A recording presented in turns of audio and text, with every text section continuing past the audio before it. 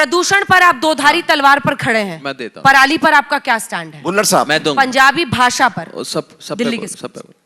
देखिए, सबसे पहले तो हम बात कर रहे थे चरणजीत सिंह चन्नी साहब के, उनके डिफेंस में इतना बढ़िया डिफेंस चन्नी साहब का कोटली साहब नहीं दे पाए जो बैस साहब ने दिया। मैं कांग्रेचुलेट करता हूं बैस साहब को। हमेशा ये लोग कांग्रेस के बचाव में आते हैं।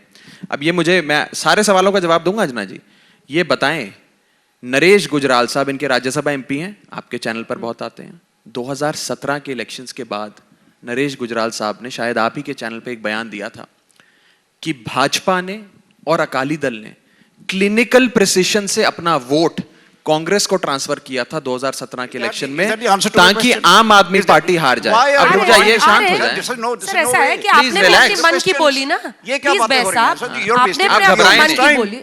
आप लोगों का समय खराब कर रहे हैं। नहीं, ऐसा नहीं है, आपको ऐसा लग रहा है। आपने भी अपने मन की मैंने बोली, क्वेश्चन पूछे, उनका जवाब है कि नहीं है? दे रहे हैं जवाब सर, बोल नहीं, जवाब थोड़े, ये तो और बातें कर रहे हैं। सर के लिए नींबू पानी लाइए, जवाब दीजिए। तो अंजना जी, हुआ ये कि नरेश गुजराल साहब ने ये बात मंच से कही कि हमने अपना वोट क्लिनिकल प्रिसिशन से कांग्रेस पार्टी को ट्रांसफर कराया। हमें कहा गया क्योंकि in the first past the post system Congress was seen to be a close challenger. वो हमें चैलेंज देती नजर आ रही थी आम आदमी पार्टी को। ये मैं नहीं कह रहा, ये नरेश गुजराल साहब जो इनके थिंक टैंक है उन्होंने बात कही। कहने का मतलब ये है, तीन मुद्दे पर मैं उस पे आऊंगा। ये लोग रल मिल के काम करते हैं। अब मैं बताता हूं आपको एक एक करके। पहली चीज तो ये है, ये हाँ, मैं सब पे बताऊंगा। प्रदूषण की आपने बात करी, पराली की बात करी।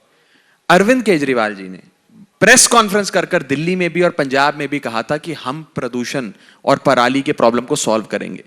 दिल्ली के अंदर हमने किसानों को मुफ्त में बायोडिकम्पोजर पूसा स्प्रे दिया, जो सारी फील्ड्स में डाला जाता है अंजना जी, पूरी दिल्ली के खेतों में, और वो सारी पराली 2 से 3 दिन में खत्म हो जाती है। जो उसकी रेजिड्यू निकलती है वो खाद बन जाती है, यानी कि जमीन भी फर्टाइल हो जाती है और पराली भी। मेरा प्रश्न तो नहीं था। मैं आपको एक और चीज बताता हूं। ये पंजाब की बात करते हैं। पंजाब के अंदर सुन लीजिए अंजना जी, पंजाब के अंदर कई ऐसी फैक्ट्रियां हैं जहां पे पराली खरीद के पराली को कोयले में तब्दील किया जाता है। हम अपने किसान को पीनलाइज क्यों करना चाहते हैं? हमें किसान को इंसेंटिवाइज करना चाहिए, पीनलाइज नहीं करना चाहिए। अगर आज किसान से मान लीजिए एक रकम बांध दी जाए कि पर एकड़ पराली हम इतने रुपए पे खरीदेंगे, आप सरकार उस पराली को खरीद के उसे कोयला बनाकर सरकार उसमें मुनाफा भी कमा सकती है, एंसिलरी बिजनेस अपॉर्चुनिटीज भी पैदा कर सकती है और किसान की जेब में भी पैसा डाल सकती है। और यह पंजाब में कई जगह होता है।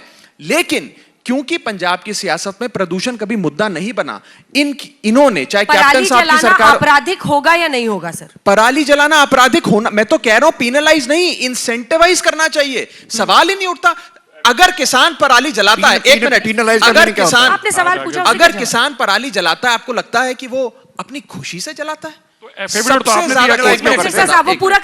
सबसे ज्यादा उसके फेफड़े, किसान, उसके बच्चों के, उसके परिवार के लोगों के फेफड़े खराब होते हैं अंजना जी। कौन किसान खुशी से जलाना चाहता पराली?